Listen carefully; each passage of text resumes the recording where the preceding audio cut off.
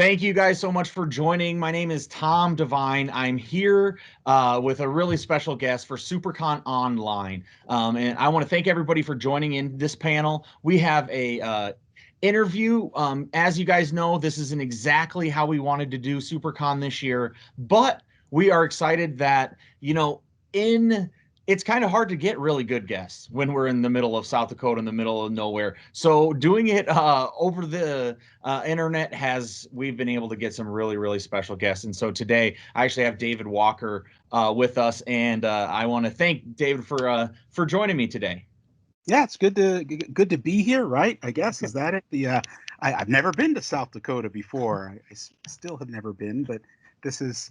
It's funny that you said that because I've now been to more conventions and more places virtually than I've ever done before. So this is kind of cool. I've always wanted to check out South Dakota. Maybe I can come for real one day. Yeah, exactly. You'll have to make it one of these next years when we can all get back together again. Well, I do appreciate you joining us virtually. We have a really, really cool community in Sioux Falls, South Dakota, where I'm from. We have a really great comic shop, a few of the great comic shops, and they keep the scene alive for us. And then so SiouxperCon putting it together is the time that we all get together, but it didn't happen this year. That's okay. We're getting together virtually and still having a great time, and we get to have guests like you. So thank you so much for joining us. So first of all, tell me for people who don't know you and maybe don't read comics they're not at the store every Wednesday and they don't follow you on Twitter. Who are you, and what is kind of your background in comics? Well, my name's David Walker. I write comics. I am currently co-writing Young Justice with Brian Michael Bendis for DC. Our last issue it's coming out either in October or November. I'm not sure which. And then earlier, Bendis and I co-created and co-wrote a book called Naomi. I'm co-writing a book at Image called Bitter Root, which just won the Eisner for Best Continuing Series at Image. Thank you very much. Yes. It is really a cool honor, though. I mean, I was so happy to see that you won. Yeah, no, it's surreal. A couple days ago, earlier this week, the actual Eisner Award showed up in the mail, and because I was kind of like, yeah, we're not going to get it this year. They they didn't do the show. We'll get like a little piece of paper, and you go, oh, hey, here's my Eisner. But it showed up, and that was the moment that it really became real, because a lot of stuff during this time of pandemic doesn't seem as real unless you can it's right in front of you. So what else do I do? Let's see. I worked at Marvel for many years. I wrote Power Man and Iron Fist. I wrote Occupy Avengers. I wrote Nighthawk. I did various issues of Deadpool, and then also worked on wrote Cyborg at DC for a little while, and I've also ventured off into the world of nonfiction in for a publisher, 10 Speed Press, which I did The Life of Frederick Douglass, which came out in 2019, and then in January of 2021 will be the history of the Black Panther Party, which will I'm sure will aggravate a lot of people, make them mad at me. I could care less, to be honest with you. And then negotiating some other stuff right now. It's sort of, the comic industry in itself is in a weird state right now. Yeah. And so it's like, titles are getting canceled, and everybody's sort of reevaluating, and a lot of us are self-publishing. I've jumped into self-publishing about a year and a half, 2 years ago. And so like, Mike Oming, my good friend Mike Oming, and I are working on a project together, and that in all likelihood will self-publish. I love that. I love self-publishing, and that's sort of where I came from. If you want to go back in my origin story, yes, we definitely do. I wanted to, I wanted to be a comic book artist when I was a kid, and when I say when I was a kid, I'm talking, first grade, second grade. I was drawn to comics. I loved, like the daily newspaper strips and stuff like that, like Peanuts and Beetle Bailey and all those things. And I thought, this is what I'm going to do when I grow up. I'm going to make comics. Problem was I was at best a crappy artist. I I went to art school. I actually went to the Kubert School for a little while, and I Oh, also cool. went to School of Visual Arts, and I was officially one of the worst students at both of those institutions. Um, but while I was there, you know, well, I always was writing as well as drawing. But while I Sure. was there, I realized that writing was where it was going to be for me. I just didn't have at the time. I couldn't articulate it, but I know now. I just didn't have the patience to draw. Writing always came easy, and so I just started, a career in writing, and always still wanted to do comics, but it just never worked out. And I ended up in, amongst other things, ended up with a career in journalism, and I was publishing my own zine back in the '90s when everybody was doing that. And for any younger people listening, zines are the podcasts of the '90s. Yeah, I like that. I've never heard that explanation before. I'm going to use that. That is perfect. Be my guest. Um, and so I was publishing a zine called BadAzz MoFo back in the '90s, and hanging out with other zine publishers, going to like conventions like the Alternative Press Expo. Oh yeah. And there's a publication called Giant Robot, and Eric Nakamura and Martin Wong were were the ones who told me, you should come to like some comic cons, because that's where it's at. Like there's nobody. It's all comic book people. There's no one with zines. And so Eric convinced me to go to San Diego one year, and it's something I'd always wanted to do. And because I'd loved comics, because I actually knew people in the comics industry from like when I was going to college, um, I sort of fit right in really, really easily, and nobody really questioned what I was doing there. I think that it was a more accepting time back then. This is in the late '90s, and still I wanted to do comics. It was never working out. Sure. And then of all things, I interviewed as a journalist, a newspaper journalist. I had the opportunity to interview Will Eisner, and this would have been in either 2000 or 2001. And Wow. and it was like this really incredible sort of life-changing moment for me, because after the interview, he said, you know a lot about comics. Usually people who interview me don't know anything. And I said, yeah, well, I wanted to do comics. And he was like, well, why didn't you? And I just, I said the same thing that most people say, oh, it just didn't work out, and blah, blah, blah, blah, blah. And he was like, well, it's never too late to chase your dreams, right? And he's in his 80s at this point. And And when Will Eisner says something like that, yeah, I mean, come on, yeah, yeah. And at this point, I already knew, I was friends with people like, I knew Greg Rucka, and I knew Brian Bendis, and I'd met them all just around the way in one capacity or another. And so what Will Eisner said really stuck in my head. And so, like I said, this was around 2000, 2001, and it was always in my head, in my head, in my head. Mhm. And then as the newspaper business started to kind of shrink, and everybody around me was getting laid off, and I knew my days were numbered, I was like, yeah, I got to do something with my life. And I was like, well, I might as well do the thing that I always wanted to do. And I'd always had, like I said, I'd always dabbled in comics. My first paid gig was doing the English language version of a manga series for, I think the publisher was Tokyo Pop. I can't even remember at this point. Oh wow, cool. So Yeah. I was doing that around 2004 or so, 2003, um, and that like gave me a taste, because I was able to get like a pro badge and get into Comic Con that way. And Sure. um, and I just kept pushing and pushing and pushing, and eventually my dreams came true. And now I'm like, why did I do this? So That's great. Oh, well, I mean, how interesting. And then to think that, at one point in your life, Will Eisner is saying, you got to take a chance. And then now you have won an Eisner is yeah. some sort of weird full circle kind of thing. I mean, congratulations, Dave. That has to be something really cool. Well, it's also crazy because, I mean, when I say I was a nerdy kid, um, when I was growing up in the '70s, Warren magazine were doing reprints of The Spirit, and I had a bunch of those. So I'm that kid who's like 8 years old, who I knew who Will Eisner was. I knew who the Spirit was. And when I made the decision to go to School of Visual Arts in New York City, he was teaching there, and that was my whole reasoning for going there, was to study with Will Eisner.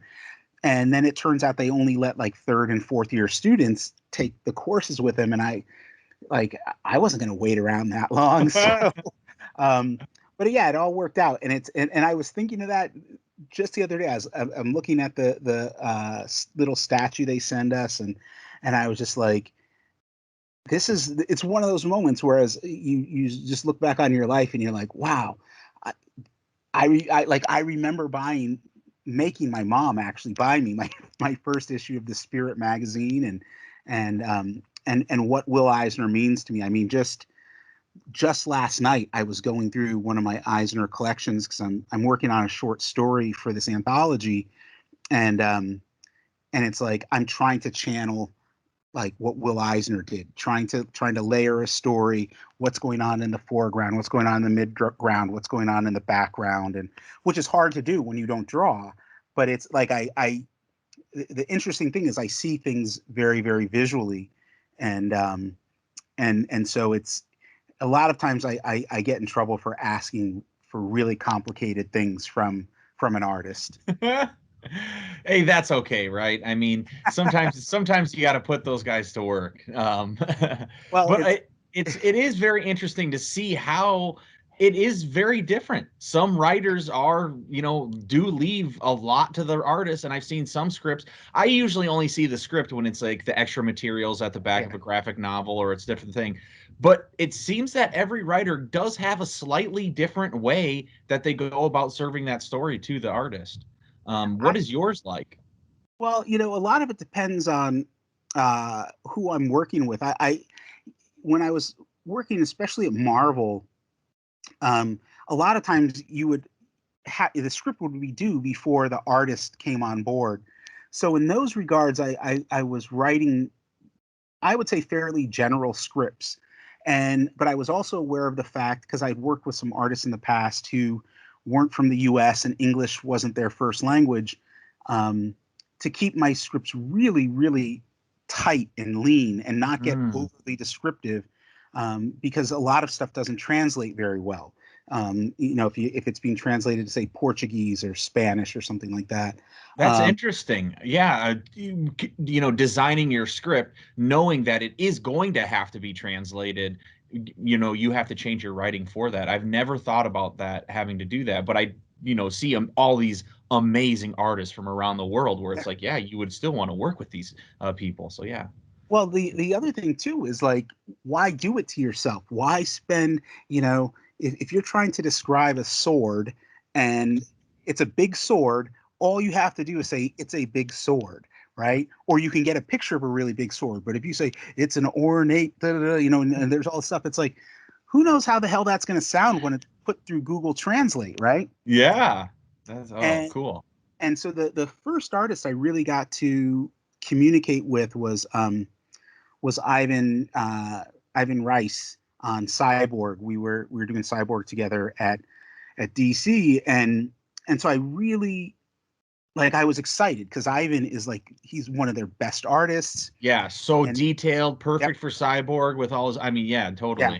And Joe Prado is his inker, and they were two of the nicest people. They are two of the nicest people you could ever meet. And so I just said, well, what do you want to draw? Or, what, because at the time he was drawing these big bombastic action sequences. And I was like, well, if you don't want to draw this, I won't write this. And that was where I began the process of trying to talk to my artists and say, okay, what do you want? Do you want a panel by panel breakdown, or do you want me to say, and because whenever possible, it's really nice to give the artist as much freedom, especially during an action sequence. And Bendis and I talk about this all the time, where it's like, okay, if Superman is going to fight Bizarro, you can say to your artist, okay, well, Superman's going to fight Bizarro for the next 2 pages, and the only thing you need to know is that at some point, the only thing that's really important is that at some point, Bizarro kicks Superman in the nuts, and then Yeah. and then whatever, and this is where the fight ends. Do whatever you want. Some artists love that. They'll go to town. Others want you to choreograph it beat by beat, panel by panel. And that's, whenever possible, you try to find out from your artist what they prefer. And what I do is I keep I have like a stock folder full of fight sequences from old comics. Most of them are Jack Kirby fights, actually, because I'm really a big fan of the way Kirby choreographed his fights. And so I'll sometimes say in a script, I'll be like, okay, this is a Jack Kirby like fight. This is what a Kirby fight looks like, and just go from there. But I was just talking to an artist about a week or two ago. We're doing a story together for DC, and he was just ecstatic because I'd left a couple pages blank. I just said, this is the action, this is what I need to see. And we were talking, and he was like, no one's ever done that for me. And I was like, man, I have a stack of your comics right here at my desk. I've been studying them. I know that you know how to do this. And the important thing was, a lot of the comics were stuff that he had written and drawn himself. He does a lot of comics with no words, a lot of action, very, very reminiscent of like a Looney Tunes cartoon. And I was like, why would I tell you what to draw? Because no matter what I tell you, you're going to draw something better than what I would describe. So it's a lot of it's just about, whenever possible, building the best relationships. And I've been really fortunate in the years that I've been in this industry that I've worked with some really amazing artists. Gabriel Walta on Occupy Avengers was like a dream come true, and Ivan was great, and Bilkis Evely, before she blew up and became really big, was great, and it's just always, to me, it's honestly the best part of writing comics. There's a lot of good parts. The best part is when you see what you've written become something else, and I teach and I tell my students that, what you write is going to be translated into another language. And there's nothing better than, I got some art today, and I was just like, oh, this is like, I wrote this. And but it's also, it's no different than if something was being translated from English to Spanish, or if something was being translated from Chinese to English. It's just a translation into another Yeah, it's language. all just a communication method, right? Just depending on that. And I think what you're saying is like such sage advice that could almost be used for every single person in every position that you would work with. If you're working with another person, being able to communicate with them and talk with them is always going to make the project better. And I have to believe, as you work with all of those creators, and you mentioned Mike Oming, you work with a person like that, having them be happy and excited to draw what you're writing for them, I'm sure you're going to get a better performance out of it. You making sure that, it's, if you have a guy like Michael Oming who's so stylized in such a specific way that it's like, you see one page, exactly who that artist is, hands down, no doubt about it.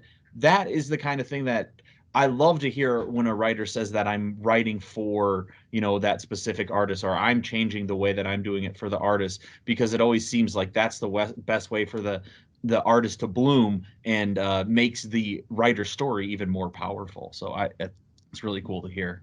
Yeah, it's so much of it's about communication. And Mike and we're great friends.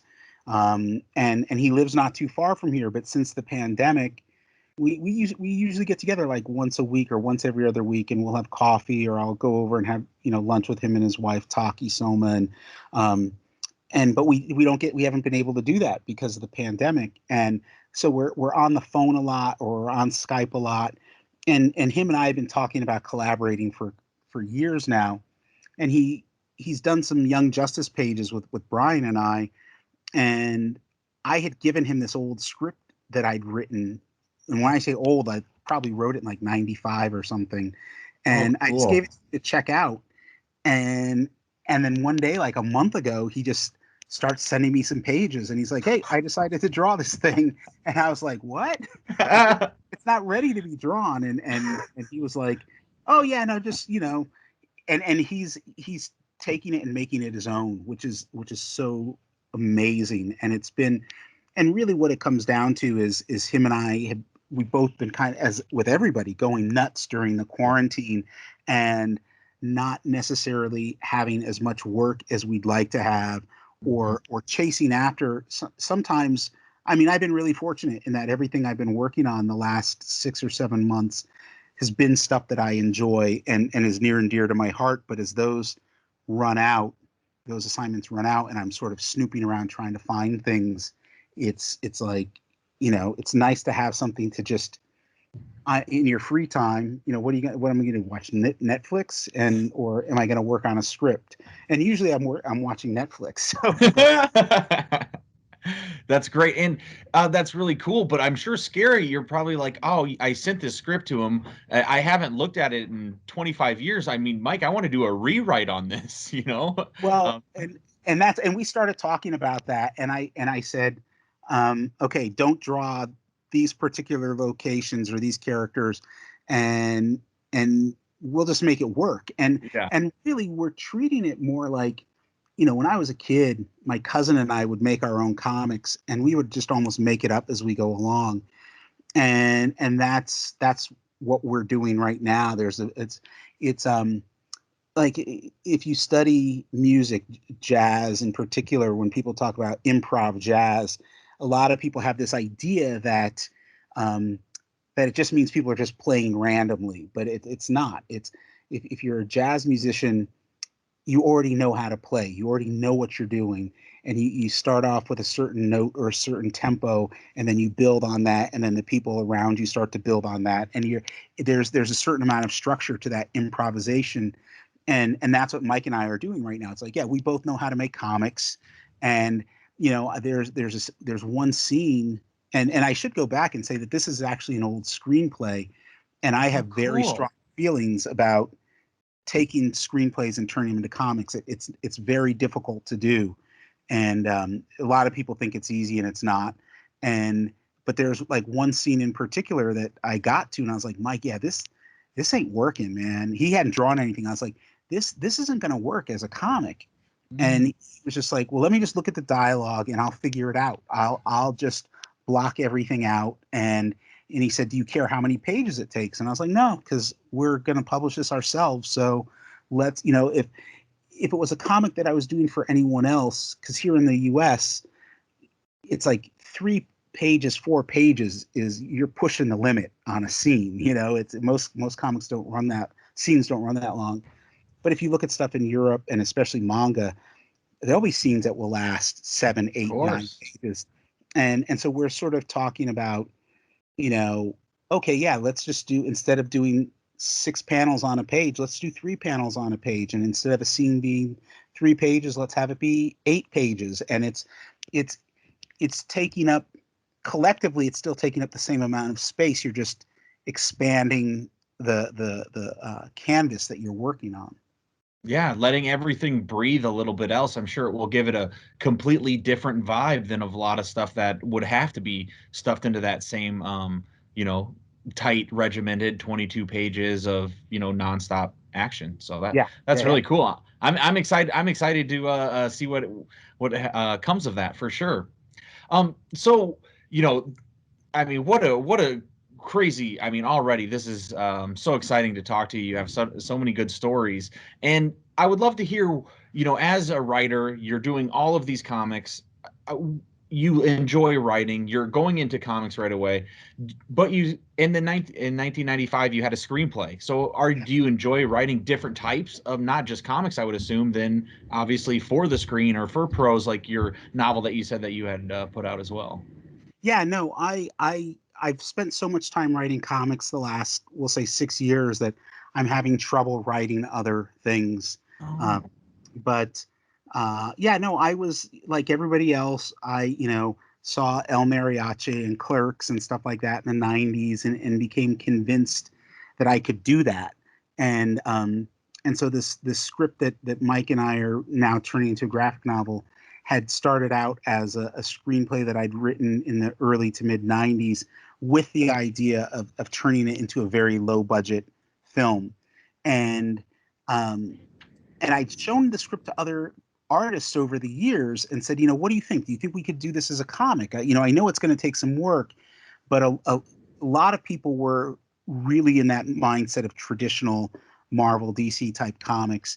And I was saying, I don't want this to be that. I want this to be, for lack of a better term, I want this to be like an art house comic. I want this to be something very different. And Mike was the first artist who really looked at it and got it and was like, oh yeah, no, I see what you're trying to do here. And so that was it, and it was interesting because there was, as much as I wanted to do comics in the 90s, I got to tell you, man, it's hard to get somebody to draw your stuff, Oh, sure. And I mean, yeah, I would love to hear about the process of getting, when you were first starting, to how would you find anybody to spend so much time drawing a comic from a guy that they don't know, you don't. That's the problem. And so that's where a lot of people hit their stumbling blocks.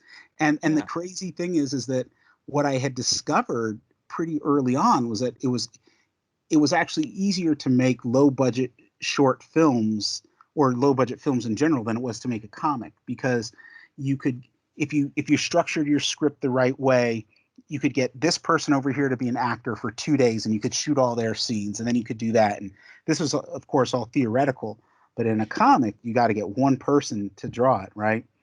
And so that was sort of where I was at and what I was going through. And then, at some point, as I was going to these conventions with my zine, I was meeting tons of artists and always talking and always networking. And for me, the biggest break came when I had a friend who was an artist who, he wanted to work with a writer, and he called me and he said, hey, I Dark Horse Presents was just getting ready to relaunch. This must have been around 2010 or so. And he said, I got this story in Dark Horse Presents. Do you want to write it with me? And I was like, sure. And the next thing you know, like 10 pages showed up that were completely drawn. And he was like, okay, do a script. And he'd done this to me one other time before in a short story we had done for an anthology. And so I got what he was trying to do with his art visually. So then I just built a story around that. And so this was Robert Love, and Robert and I ended up doing maybe 2 or 3 stories for anthologies this way. And then he got this Dark Horse gig, and so I came on board for the Dark Horse Presents chapters. There's something like 4 or 5 chapters that were almost completely drawn, and so I was constantly writing to the art, which is not an easy thing to do. But knowing Robert and knowing his sensibilities made it pretty easy. And then Dark Horse decided to pick it up as a mini series. And then it became, okay, now it actually the writing has to come before the art. And so that project led to one of the first things I had that wasn't self-published, or it wasn't me doing like an English language version of an existing manga. It was and it was for a real publisher. And it was something that, I could put in people's hands. And then that allowed other people to see, oh, well, this guy knows what he's doing and he's serious about it. And, and we know him because we've seen him around at conventions for the last 10 years or whatever. Yeah. And so it just sort of, it picked up from there. And I landed a couple gigs. And what I did was I saved the money and just used the money that I made from writing to pay artists to draw stuff for me. And the one thing I didn't learn, which I wish I had learned, I wish I knew at the time, was like I had this project that was going to be like 120 some odd pages. Like, never do that, like start out 10 pagers, because getting an artist to commit to that much and paying them is really, really difficult. But if you get a 5-page story here and a 10-page story here, and then move up to the equivalent to a one-shot, and they're all self-contained stories and they all make sense, you're going to get the attention of an editor more, and editors plural more, than if you have like the first issue of a 32 issue maxi series in which you haven't gotten the other 31 issues done. And nobody talks about that much, but it's, if you study people's careers, you see a lot of that sort of stuff happening, especially for writers who don't draw.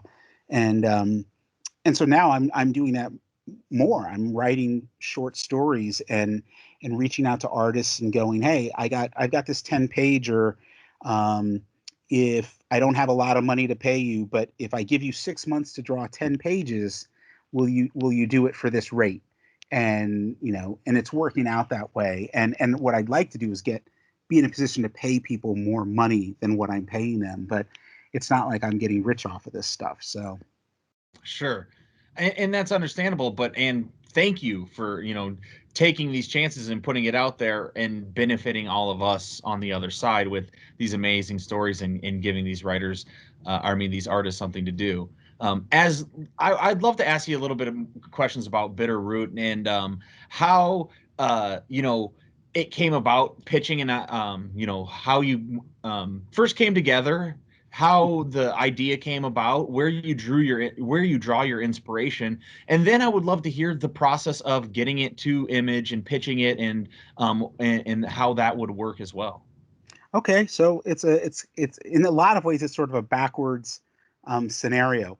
I was writing Power Man and Iron Fist for Marvel, and Sanford Green was the primary artist. I want to say him and I did 10 out of 15 issues together or something like that. So, and I'd known Sanford before, and the book got canceled, and there was a bit of a backlash when it got canceled. But in the process, Eric Stevenson at Image reached out to Sanford and said, hey, would you like to do a book with us? And so Sanford immediately said yes, but he didn't necessarily have a writer or a book yet. And so Sanford was working with Chuck Brown. They had done a couple other things together. I know they'd done Rotten Apple for Dark Horse, and I think they had already started the 1000 for Webtoons. And they had come up with this idea. They were calling it Bitterroot. They weren't sure if that was going to be the title, and all they knew that it was about a family of monster hunters during the Harlem Renaissance. But it had been sitting on the back burner for about maybe a year or two. And so Sanford called me and said, hey, I've got this opportunity to pitch to Image. Would you be willing to work with Chuck? And I knew Chuck, and I said, well, if Chuck's cool with working with me, then I'd be more than happy to work with him. And because I know that as a co-writer that I'm very difficult. I get that. Oh, really? Yeah. And so Oh, that's funny. So you kind of have to preface him like, yeah. hey, yes, I can, but is he gonna want to, deal with me? Yeah. And just as equally important, are you going to want to deal with me? Because Oh, we're going to sure. be the bosses here, and the dynamic shifts. And so, they both said yes. And then this was right around the time of Emerald City Comic Con. So, Sanford had a dinner meeting with Eric that I went to, with Eric Stevenson, and we sat down over dinner at some Thai restaurant. I can't remember the name of it. And he said, so what do you guys got? And we said, oh, it's about a family of monster hunters during the Harlem Renaissance. And he was like, okay, let's do it. And it was literally that simple. But it also wasn't that simple, because there was, years and years of building up your career to get there. And then honestly, the problem was that there wasn't that much more to the idea than that. And Sure. great ideas are a dime a dozen, man. But if you can spin that great idea into a story, that's something else. And so that's when in my mind, that's when the hard work really started. And that's when I start to become very difficult to work with, because like I start asking really difficult questions, and it's like, yeah, we need to know this character's entire backstory and their family history, and we're not going to put a single bit of it into our comic, but we need to know it in order to inform their movements and that sort of stuff. And Chuck and Sanford didn't quite want to do it that way, and so, um, there was a, we locked horns quite a bit, and it's and the thing is for me, I don't care, and this is always terrible. I get in trouble when I say this. I don't care about your feelings. I say this to Chuck and Sanford all the time. I only care if we put out a good book, and if we put out a good book, then everything else doesn't matter. And you know, and I know That's hard to think about yeah, in the process, though. That's hard. You are right. You yeah, are 100% right. It is just that's hard to think about when everybody does have their own emotions about feeling about things and the way they like things, or they have a feeling where they want to go. So I could only imagine how, that could be tough. But I mean, to be on then the other end of it where, you get to hear the accolades of all the stress that you guys put through, is really and it's probably gratifying. and it's hilarious because I mean, I'm now wrapping up my second series co-writing with Bendis, and that's the thing where, like, for the most part, I don't get, especially with Young Justice, I don't get any, I don't get much credit for anything on that book, and I'm totally fine with that because it's a good book, Yeah. and at the end of the day, and even with Naomi, it's like, yeah, I know what I wrote, and I know what Brian wrote, and the fact of the matter is the reader can't tell. And with it was interesting because with Naomi, I had there it seemed to be like there was this split. There was people who were absolutely convinced I didn't write a word of that book, and then there's people who were absolutely convinced Brian didn't write a word of that book. And it was like, no, not at all. It was really like there was so much collaboration going on back and forth. And one of the things that I loved about working with him was um, like I knew when I handed him a draft, um, I always knew it was going to come back better. I always knew he was going to make it better. And when he would hand me a draft, what I would do is, I mean, Brian eats, sleeps, and breathes comic books. That's him, and I'm not as much that way. And so, what Brian does is he brings a lot of like the mythos, in this case, the DC mythology to it, and stuff that's like we're working on Young Justice stuff, and I'm like, okay, wait a minute, how many Robins are there? There's Tim Drake, and there's Dick Grayson, and then there's Damian Wayne. And like, which one are we writing? And wait, and it was like there was moments where I was like, okay, wait a sec, Superboy, wait, which Superboy is this? And it was for me, it was honestly Young Justice was really difficult in that regard, and but Brian like really like our final issue 20, which is coming out, we talked about it, and I said, okay, what are you thinking? He told me what he was thinking. I said, okay, this is what I'm thinking, and I threw together an early draft, and it was like maybe 17 pages. It's supposed to be a 22-page script, but I put together like 17 pages, and I said, okay, here's what I got. Like, go do it and go see what you want to do with it. And then when he sent it back to me, all the scenes were padded out a little bit. They were a little bit better, but there was like he understands those characters. The two characters I connected with the most, other than Naomi, obviously, because Naomi's in it, I really connected with Bart, with Impulse, and with Mhm. Connor and with Superboy. Everybody else was a bit more of a struggle than I had anticipated. And because team books are really hard to write. Like I don't care what anybody says. Um, there's some people that are better at it than others. I'm not one of them. I and it's funny because I wrote an Avengers book and I had a great time, but it was like it was also difficult. Like team books are because any book is a team book. Basically, even if you're just writing Batman, you still have the supporting players. You need to know how to move them around like chess pieces. And but yeah, so Bitterroot. I went off subject there. Sorry. Oh, I loved it so much. I mean, getting into Naomi, we can just go right into it because that's a part of the same thing. Because it's, I would say I was probably one of those people that was like, no, Bendis didn't really write this, and it's kind of like I felt like at the time.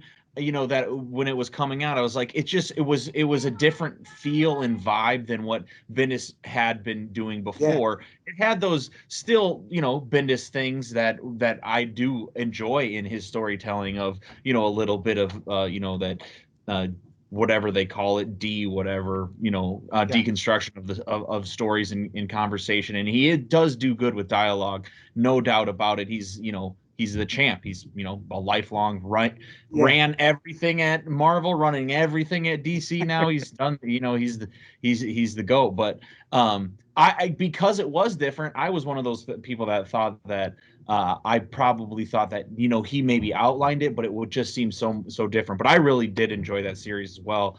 And then I'd love to have something new and something you know, that is cool and, you know, not exactly what we've always had to see from DC over and over and over again. And so it was really refreshing to see that. So I definitely it's don't worry about going off topic because it's really exciting to hear all of that stuff. So Well, and definitely. it's funny because I know that like in issue 6 of Naomi, um, I took the first pass at it. I wrote the first draft, and I can't tell you exactly what was going on in my life at that point. But one of the things Brian and I had talked about was we didn't want the series to ever get too dark. We wanted to be, you know, a sense of hope and that sort of thing. And I whiffed the ball, man. It was like this was the darkest thing I had ever written, and and I handed it to him, and I was like, okay, do whatever you want. And the thing was, it was really good stuff. I can honestly say that what I'd written was good, but it was not right for the story. And I was like, cut anything you want. And so there was one scene in particular that he cut, and I was like, I can't believe you cut it. And he was like, you had Naomi walking through a city constructed out of human skulls, and and I was, you know, it was her going to her original home world, and I was like, yeah, but it was badass, and he was like, yes, it was badass, and it was way darker than what we wanted, and I was like, you're right, and and the thing we said was, like, no one's gonna know that it was removed except us, and what we placed back in it, we talked about it and we put it together, and it worked, and I think that, you know, you have to, if you want to be a writer in comics, one of the first things you have to do is you have to develop a thick skin in that um, everyone is going to get credit for what you do other than you, right? You tell people that you're a writer and they go, most people will say, oh, so you put those words in the little bubbles, and it's like, no, that's what the letterer does. And you know, it's always interesting when you read a review of something that you've written, and again, the you know the artist gets all this credit for their amazing storytelling, but it's like, yeah, but I laid the foundation for what was there. And there's only been one time it actually upset me, and it was for like 5 minutes, and then I was like, oh yeah, see, now I'm being like one of those dickhead creators that, because I know some people that get really bent out of shape, like some writers who get bent out of shape if the artist gets more credit or more praise. And I'm like, if someone likes your book, who cares? You know, you're working in comics. Come on, that's like you're lucky. Sure, take the win where you can. But I also understand that. You know, an artist is, you know, a, a huge, you know, clearly it takes longer to Yeah, draw a book than it does to write a book. You know, it takes serious dedication and a lot of forethought to be an artist. But if I had the best artist, the absolute best artist in the entire world, make a book and it was 22 pages long and I didn't care about the story, I wouldn't make it to page 22. And yeah, so that that is why you have to have I am I'm a guy who follows creators a lot, and I like to check out indie stuff. And I you know, I dabble in Marvel and DC for the things that I maybe think are different. But I feel like at this point in, you know, I'm mid 30s. I've been reading comics my entire life. I've read all the superheroes that I possibly can read on a regular Wednesday basis, and it's time for me to, you know, put my voting dollars towards, creators that are taking chances on different things and putting things out that are independent or through different or self-published. That is the most exciting aspect of me being a consumer. What do you think is the biggest difference from when you are writing something that is an independent, not or a creator, owned through creators that are your friends or whoever else, and then or owned by these giant conglomerations like Disney and different things like that? I mean, how do you feel the difference? Or maybe you don't feel the difference. Maybe you like them both equally. I know I feel the difference. I mean, I I really loved writing Power Man and Iron Fist, but I don't own those characters. And Yeah. there were things that I wanted them to do that, editorial was like, nope, they're not gonna get to do that. And at the end of the day, if I'm really lucky, 10 years from now, 20 years from now, there will be a handful of people that remember my specific run on Power Man and Iron Fist, right? But when I look at comics, and I've been reading them since I was a kid, and so that's 40 something years now, um, and it's like I can point to a handful of specific Batman stories that I truly love, and if let's say there was a dozen, if there was 12 Batman stories that I truly love, of those I could probably, like, less than half of them I could tell you who wrote them. I could tell you who drew every single one. It's like, okay, Michael Golden drew this issue, Marshall Rogers drew this issue. But when it comes to the writing stuff, it was like, okay, yeah, I know what Frank Miller wrote.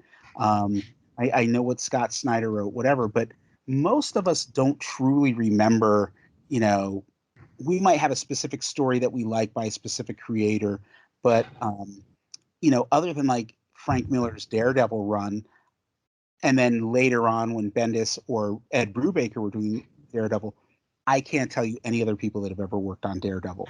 You know what I mean? And Yeah. and that's sort of in my mind, that's sort of the nature of the business. Sure. Whereas, I don't expect everyone to remember the Cyborg stories that I wrote, or even the Young Justice stories that I worked on. But Bitterroot, that's me. That's me and Chuck and Sanford, and there's when I say ownership, I'm not talking about the legal, intellectual property rights ownership. I'm talking about the creative ownership that we have. Yes. And I love that, man. It's the only drawback for me is that without deadlines, I will procrastinate to death. Sure. And so with my self-published stuff, there's the gaps in between issues are getting to be too big, and I need to really, like, either get my ADHD under control, or something to make it work. But I do this web comic that I normally I update once a week, but yesterday I had an idea, so I updated it and did it. And it's like I love that. I love that Yeah. feeling of you know having an idea and going, and like going back to the thing I'm doing with Omi, where it's like, yeah, if a publisher wants it, that's fine. But him and I are just nutty enough to go, okay, let's just do this. Let's just do Yeah. whatever the hell we want. And that's the thing about comics, man. At the end of the day, the entry threshold is minimal. Like, you can, let's see, I make sure there isn't anything important written on this. Okay. Like, you can take like a post-it right here, and you can do a comic on a post-it. You can draw, take a picture of it, put it online, and you've made a comic. And it's so amazing, because comics, the medium of comics is so versatile, so like diverse and complex, that you can do, it could be a single panel comic like The Far Side, or it could be a multi-panel strip like Peanuts, or it could be a web comic like Hyperbole and a Half, or it could be a massive graphic novel. There's so many things you can do. And the only thing that's stopping, really truly stopping anyone, is just themselves, right? Like, you can't do a Spider-Man. You can do your own Spider-Man fan comic, and not really sell it. That's fine. But if all you want to do is do Aquaman or Spider-Man or Wonder Woman, if that's all you want to do, you this isn't the industry for you. Yeah, I think that's such a cool take. I mean, because yes, first of all, I mean, I love comics, so I love all of all of the characters from those classic stories, and I don't want them to go away. And I love sharing them with my kids, and I love having them come up. But yeah, seeing creators take chances on these other things is really cool. Yeah. You know, we kind of got to wrap up here in the next 10 minutes or so, but I did want to get your take on your influences. You talked about how Bendis is a big comics guy. He knows all the continuity from way back, and who's who and what's what. Where do you find your media diet, getting your what are you specialty in? It looked like on your website that it was like blaxploitation films, and you did these scenes. You mentioned Robert Rodriguez and Kevin Smith films, and so I'd love to hear a little bit of some non-comics Yeah, yeah. background on you. Well, I mean, I'm a film fanatic for sure, and I still have a massive collection of Blu-rays, DVDs, and I even have VHS still. That's Um, so great. I work in audio video, so that's yeah, excellent to hear. I love that you're still getting actual media. I mean, yeah. so am I, so I appreciate it. And I go back and there's my favorite filmmakers are my two favorite directors are Billy Wilder and George Romero, which are about as far apart as you could imagine. And then you throw in like Kinji Fukasaku and a few others, and it's a pretty diverse, eclectic lineup Well, of I guess filmmakers. I'm not familiar with that last one you mentioned. What was it, Kinsey? What Kinji kind of films is that? Kinji Fukasaku, he is best known for he made a lot of Yakuza movies in the 60s and 70s, but he did some samurai films. And his most well-known film is probably his last movie, which was Battle Royale, which he made in, I want to say, 2000, when he was like nearly 80 years old. And Really?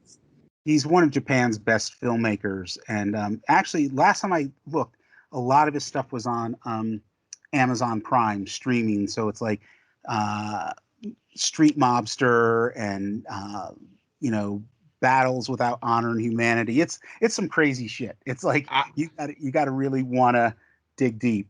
I'm so excited to check that out. I mean, I'm a big film guy as well. I love film history. I don't know enough about international film, so I just made my note right here. I will be Yeah, checking out a whole bunch of cool stuff.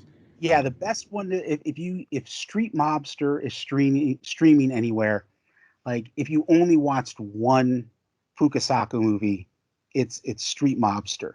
If you watch two, then you should watch Battle Royale, because it's interesting watching an older person. It's like watching Mad Max Fury Road and realizing that George Miller was like in his 70s when he made it. And I mean, I have seen Battle Royale. I yeah, love that movie. I just didn't put it together to look who the creator was at the time. I probably watched it. I don't even know how long ago now. I mean, I think that I originally watched it because people were like, "Oh, Hunger Games is ripping off Battle yeah. Royale," and I was like, "Okay, I got to see what this is all about." And I think that's probably the last time I watched it. So that was a long time ago. I'll definitely revisit it. But yeah, Uh, and he's just an interesting guy, and I was a nerdy kid, that's the thing. So I would watch a movie and want to know everything about that movie and that filmmaker. And this is before the days of the internet. So I would get magazines like Starlog and Fangoria and Famous Monsters of Filmland, anything I could get my hands on, and I would study and read. And I would read stuff about the comics industry too. And like in the 80s, there was publications like, I can't even remember. Starlog had their comics magazine, and I just read all that stuff. And so to me, the behind the scenes stuff was always fascinating as well. I wanted to know how things operate, how they work, and I dug deep, and I mentioned George Romero because he was the first filmmaker who I was so blown away by Night of the Living Dead. I was a kid that I began studying him fanatically, and to the point where if there was an article about George Romero, I read it, and then I started writing my own reviews of Romero movies and studying them and breaking them down. And honestly, that's sort of how I I developed my abilities of critical thinking and critical analysis was just with his movies alone. And then my interest in filmmaking as a process was through Night of the Living Dead and Dawn of the Dead.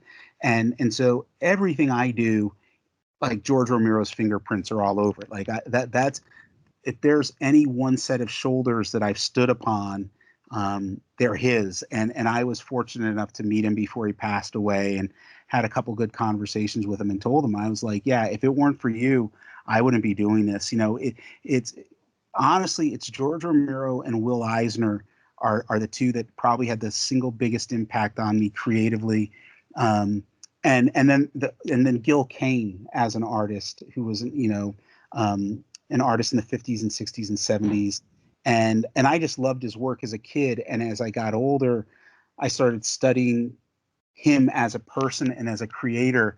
And I realized that there's a handful of creators who really were pushing the comics medium to go into another direction and expand. And, Will Eisner, Alex Toth, Gil Kane, Harvey Kurtzman, there was a small group of them. And with the exception of Will Eisner, none of them really got there or never saw it fully reach its full maturity. But where we are as an industry and where we are as a medium now, we would never be there if it wasn't for, again, like a Gil Kane or Bernard Krigstein. And so I'm big right now on going back and looking at all this old stuff. And Bendis and I have talked about this a lot. Since the pandemic, I've gotten a lot of books, old collections of eerie and creepy and EC publications, and I'm studying the hell out of them, because there's nothing that's being done now that's as innovative as what was being done then. Some of it looks better now, and some of the writing might be a little bit more sophisticated, but there's, from a visual storytelling standpoint, there's nobody who's better than Bernard Krigstein, Will Eisner, Gil Kane, any of them. John Severin. Like every time I look at this stuff, I'm like, holy crap. Jack Kirby, I was just looking at some Kirby stuff the other day, and it's like, Kirby did more in a week than most of us do in a month. So it's and that's the stuff that I draw from. I'm like, these were guys doing it. There was no internet. There was no, they were slogging away doing it sort of assembly line, and I never forget that. It's like there was almost as like a sweatshop mentality to how they did this stuff. But I just love studying old stuff. I sat down the other day and was watching some old Orson Welles movies and just going like, oh man, how can I do in comics what he was doing in Citizen Kane and the Magnificent Ambersons and Touch of Evil. Like I want to figure that out. Yeah, I love this. It's like a search for innovation by studying the innovation of the past. I think that's really, really, really cool. Oh man. Well, David, I thank you so much for coming on board and joining us here at SiouxperCon Online. This has been amazing. So how can everybody that's watching us right now, how can they support you? What should we be looking for, and tell us what to do? Well, the easiest thing is if you go to my website, which is davidfwalker.com. There you can link to my Instagram, my Twitter, my Facebook. That's the easiest way to find me, because all my handles are different. And so if I tell you all those, you'll be like, what? But yeah, just davidfwalker.com. And that'll tell you I'm building up the store so you can buy stuff since there isn't conventions to go to right now. And I'm getting ready to debut an exclusive free print that will come with every purchase. So yeah, just check stuff. Yeah, all right. So that's davidfwalker.com, everybody. Make sure that you guys head up right on over there. David, thank you so much from the Midwest here in Sioux Falls, South Dakota, and from SiouxperCon. I really appreciate you sitting down, taking the time to have this amazing chat. Clearly, you're a prolific creator. I can't wait to see what you are cooking up next. And thank you so much for joining me. Thank you. Everybody be safe and be well out there. All right. You have a good night. Thank you very much.